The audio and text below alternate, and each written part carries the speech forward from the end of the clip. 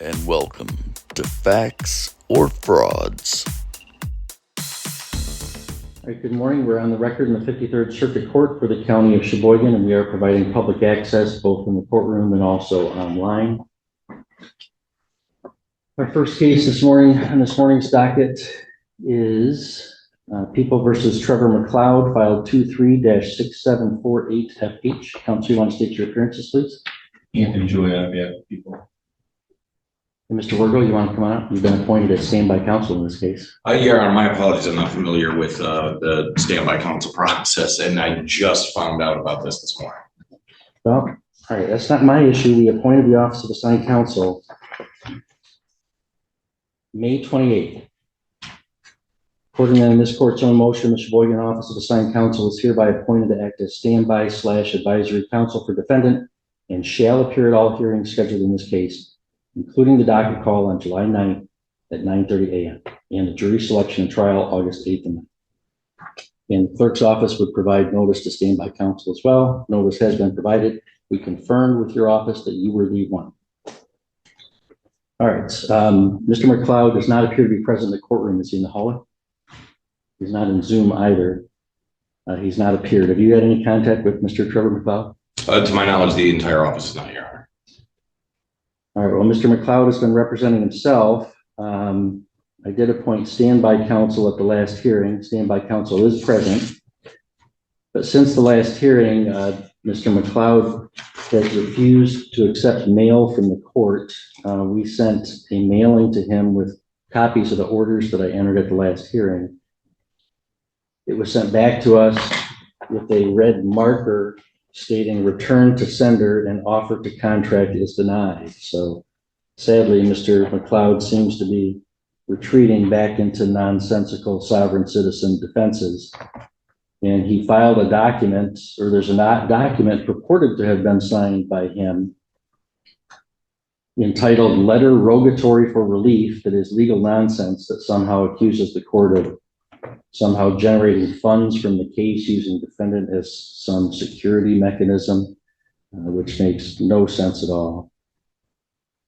This is not the first problems we've had with Mr. Macleod, and now he's choosing to refuse service from the court and refusing to attend here today. We have a jury trial scheduled August 8th and 9th.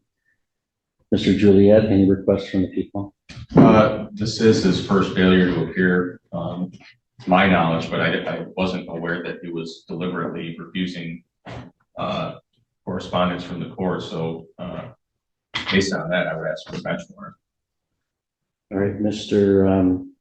Wargo, any input from standby counsel? Yes, you don't represent him, but you're here to stand by and give him, you're here to give him advice if he is here, if he wants advice, and to stand by to represent him if he's not able to represent himself, and him not being absent. I guess if you want to say anything on his behalf, I'll let you.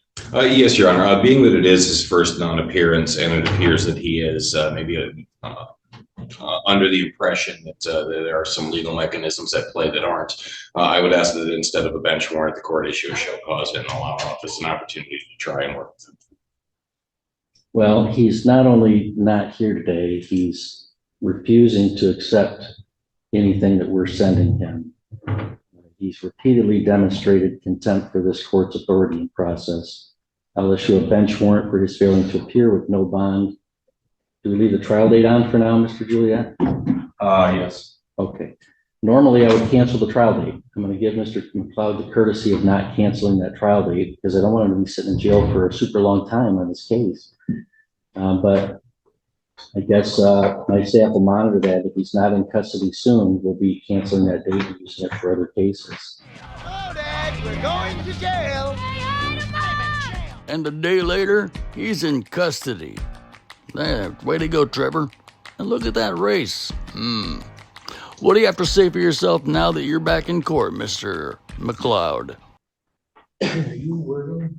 Mr. Wargo? No, it's Mr. Varga for arraignment purposes. All right, we are on the record in the 53rd Circuit Court for the County of Cheboygan, and we are providing public access both in the courtroom and also online, and we're here to arraign on a bench warrant Mr. Trevor Kenneth Macleod. It's file 23-6748FH. Counsel, please state your appearances. For the record. Oh, I'm sorry. Anthony Juliet on behalf of People. For the record, Ronald Varga, mine with Mr. McLeod in these matters.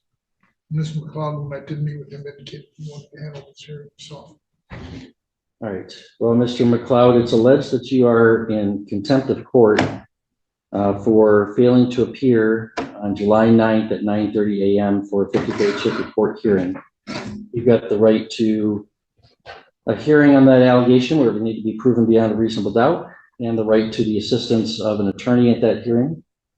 If you are found to be in violation, if you are found to be in contempt, I could jail you for up to 93 days. I could fine you for up to $7,500 or both. I can also revoke your bond if you're not complying with the terms of your release. Do you understand the rights and penalties that you have in front of you, Mr. McLeod? Sure. I was under the impression that this was all going to be over with by now that we're Nope. in Nope. agreement. All right, Mr. McLeod, and also, so you know the rights and penalties that I outlined for you. You understand those? Yeah. All right, Mr. Varga, do you know how he wishes to proceed? No, he indicated he would enter his own plea. Mr. McLeod, you're indicating you want to represent yourself? Well, I thought that can I say a couple things first? No. Okay, You can answer my questions. sure. Are you saying you want to represent yourself? They have been doing that the whole time. You've been doing that the whole time. Under Ferretta v. California, 1975, U.S. Supreme Court, defendant has the constitutional right to represent himself. He has, in this case, unequivocally asserted that right in prior hearings and validly waived his right to counsel. However, self-representation may be denied where the defendant disrupts, unduly inconveniences, or burdens the court and the administration of the court's business.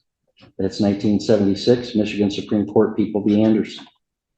Even the Ferretta case, the U.S. Supreme Court said the right of self-representation is not a license to abuse the dignity of the courtroom. Neither is it a license not to comply with the relevant rules of procedural and substantive law. Here, while representing himself, defendant refused to accept mail from the clerk's office.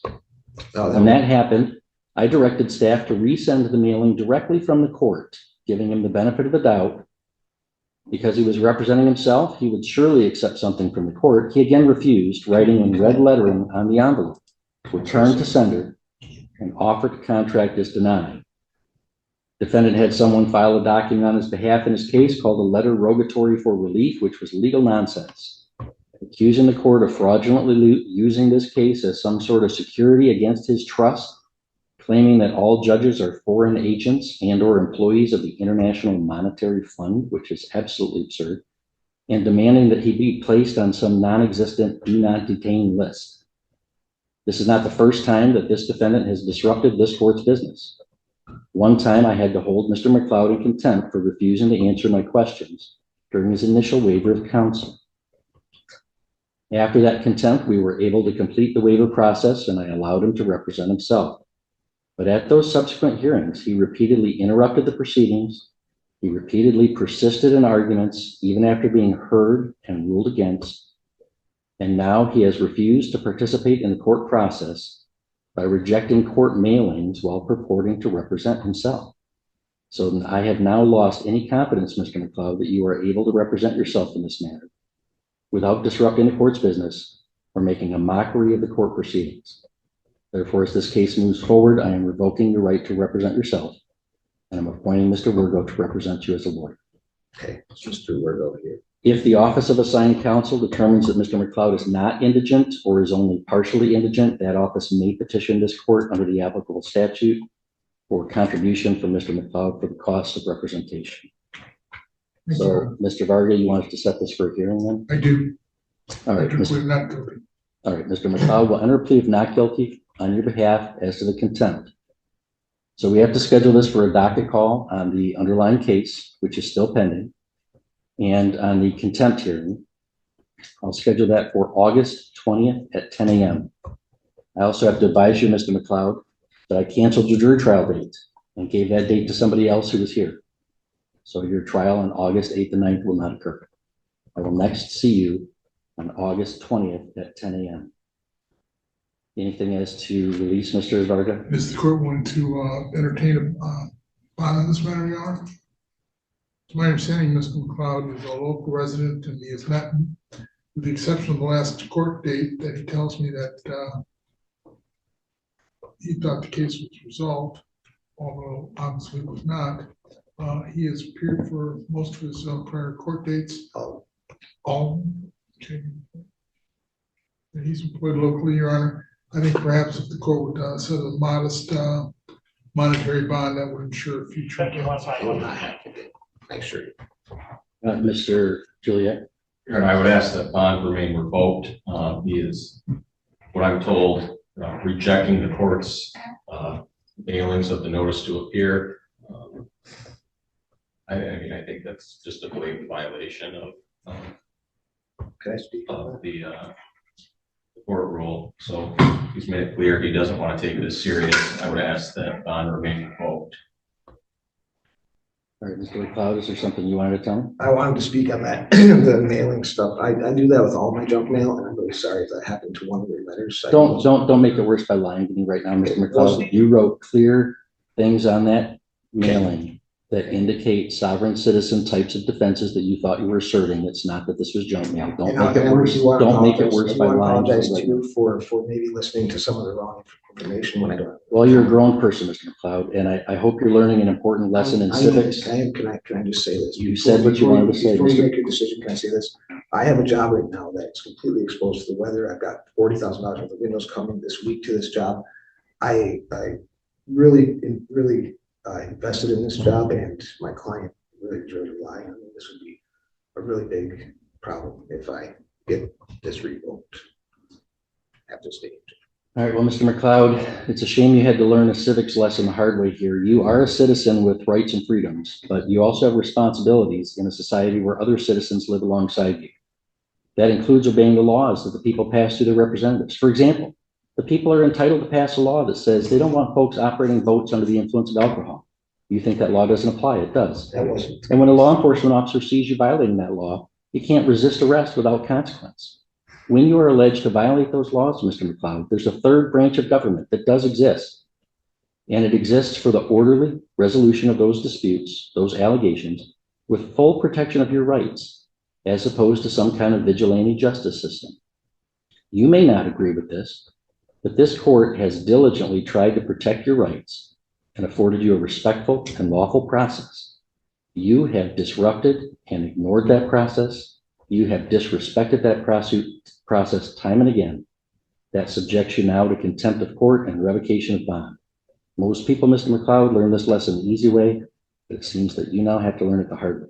You're remanded into custody of the Cheboygan County Sheriff, and we'll next see you, sir, with your lawyer, Mr. Wardwell, on August 20th at 10 a.m. So, can I Recess. So, And thanks for hanging out with us on Facts or Frauds. Make sure you hit the thumbs up button, you're subscribed, and ring that bell. Also, leave a comment in the comment section. Tell me what you think. And a major thank you to every one of our Facts or Frauds channel members. If you'd like to become a member, just hit that join button right next to subscribe, or click on the link in the description. And if you're still hanging out, thank you. I appreciate you all. Make sure you hit the thumbs up button, subscribe, and ring that bell. Also, leave a comment in the comment section. Tell me what you think. If you'd like to become a member, you can do that too. Till next time, I'll see you soon.